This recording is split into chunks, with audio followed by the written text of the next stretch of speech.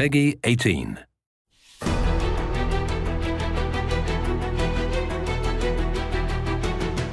When a game gets announced, your first feeling is, okay, are people going to like this? Are people going to get excited about this? You've got a secret. You know, a little bit of a secret, and you want to share it with everybody because everyone can be super excited once it comes out. The atmosphere in the office is just incredibly hectic. I had a little bit of anxiety because that's normal, because that's what happens when you're about to announce something. Everybody here is excited about this. The real question is, are they going to appreciate it for what it is?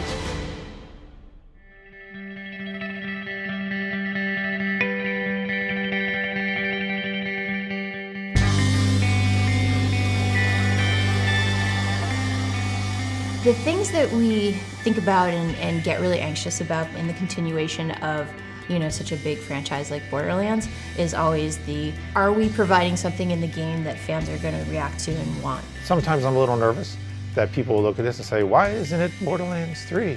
Because we wanted to tell more stories that take place in the world that's here. And also between Borderlands 1 and Borderlands 2, we're trying to give them something for everyone who still has their consoles and still wants to play more Borderlands, you know?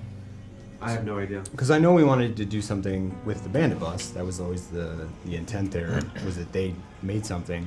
This takes place chronologically after Borderlands 1. That could literally be the blue bus from Borderlands 1. They just stole it or however. Okay. The idea that they somehow got a hold of that bus and then threw bandit crap on top of it is pretty good. The idea for the pre-sequel basically came about where Randy Pitchford worked something out with 2K where we wanted to make another Borderlands game, but also wanted to be able to work with 2K Australia to make it basically, something that we wouldn't make entirely internally. They'd finished up BioShock Infinite, and they had some bandwidth. They wanted to know what their next big adventure was. We felt like there was just a lot more that we could be doing in the Borderlands universe, and the idea of another standalone experience had come up. It really came from a sort of mutual momentum to the logical place of what can we do that would be fun and cool, tell a cool story, and let us work with these really great guys in Australia.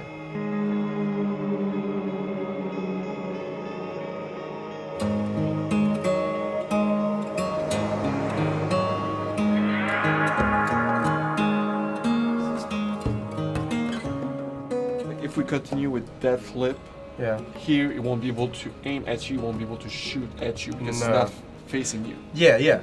Well, that's fine though, because that was the original problem that we were having. If we tried to turn him around, he would wig out of it. It's the AI component only supports 3. That's so what I start thought. a loop and an end. So unless Pat codes in something specifically for it to support 4 animations, so it looks good, we needed 3 parts.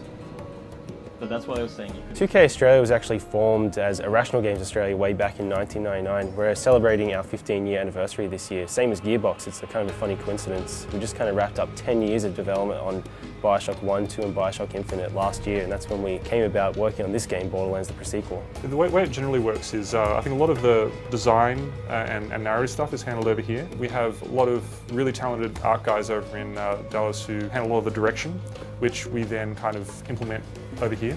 So there's a lot of different studios working on this, and we have to sort of juggle between it, but it seems to work pretty well. We found a lot of similarities between the way we work, to the point where our strengths just come out naturally. I never would have expected that Australians would get along really well with Texans.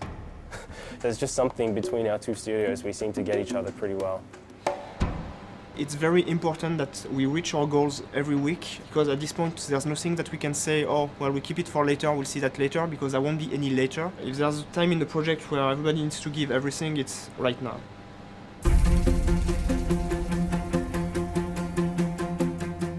Gearbox is enabling Australia to really bring their creative vision to it, but Australia is respecting the experience and everything that Gearbox has done to build the brand. I mean, I am happy to take some credit for Borderlands generally existing. I'm actually really proud of that.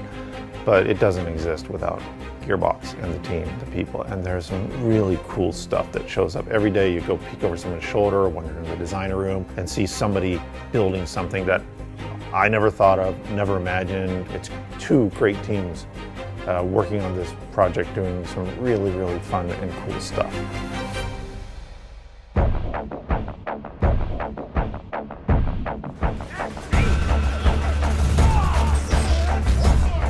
between Borderlands 1 and Borderlands 2, we have this really interesting story that we've never told. There are a couple of quests in this game that are just ridiculous. In Borderlands 1, the moon is a solid piece of rock. In Borderlands 2, it's all cracked and damaged. There's a space station up there, and Handsome Jack is taking charge. It's fun delving into his character and getting to see another side of Jack and understand his story. I'm super stoked to bring that story to the players.